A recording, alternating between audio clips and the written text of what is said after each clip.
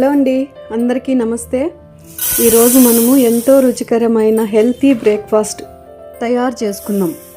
ప్రతిరోజు మనం ఎన్నో రకాల టిఫిన్లు రెడీ చేసుకొని మనం తీసుకుంటుంటాము. అయితే ఈరోజు నేను చేయబోయే ఈ టిఫిను మన హెల్త్కి చాలా మంచిది, సూపర్ టేస్టీగా కూడా ఉంటుంది.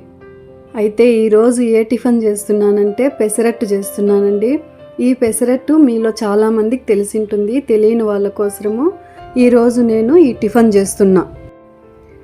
ఈ పెసరట్టుకు అల్లం చట్నీ అయితే కాంబినేషన్ సూపర్గా ఉంటుందండి. ఈరోజు పెసరట్టు అల్లం చట్నీ రెండు తయారీ ఎలా చేయాలో చూసేద్దాం. అయితే పొట్టున్న పెసలను తీసుకొని ముందు రోజు నైటే మనము నానేసుకోవాలి. 2 టేబుల్ స్పూన్ బియ్యము, కొద్దిగా మెంతులు వేసి పెసలలో మిక్స్ చేసి నానేసుకోవాలి. రాత్రంతా నానిన పెసలను మిక్సీ జార్లో తీసి మెత్తని పేస్ట్ చేసుకోవాలి. పెసరపప్పును మిక్సీకి వేసేటప్పుడు పచ్చిమిరపకాయలు, అల్లము, కొద్దిగా సాల్ట్ కూడా వేసి మెత్తని పేస్ట్ చేసుకోవాలి.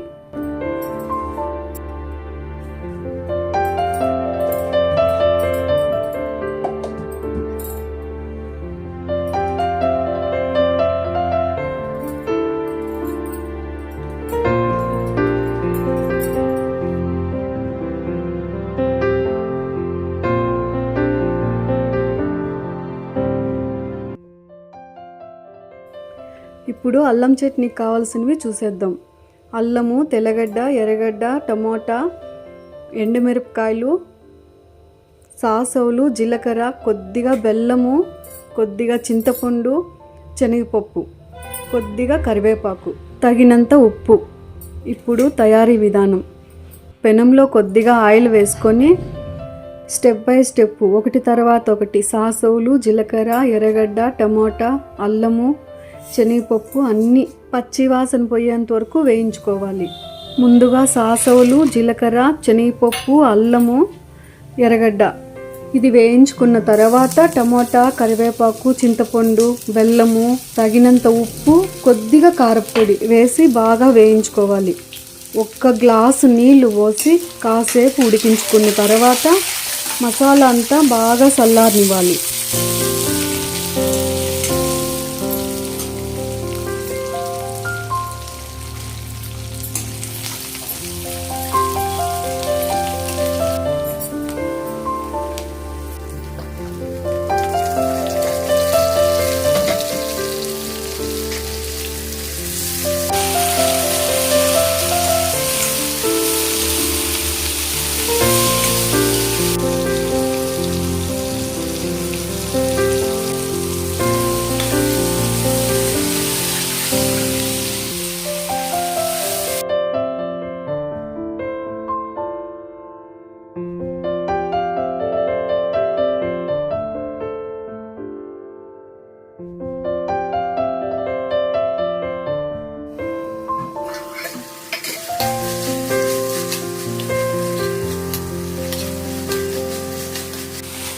మసాలా అంతా వేగిపోయిందండి.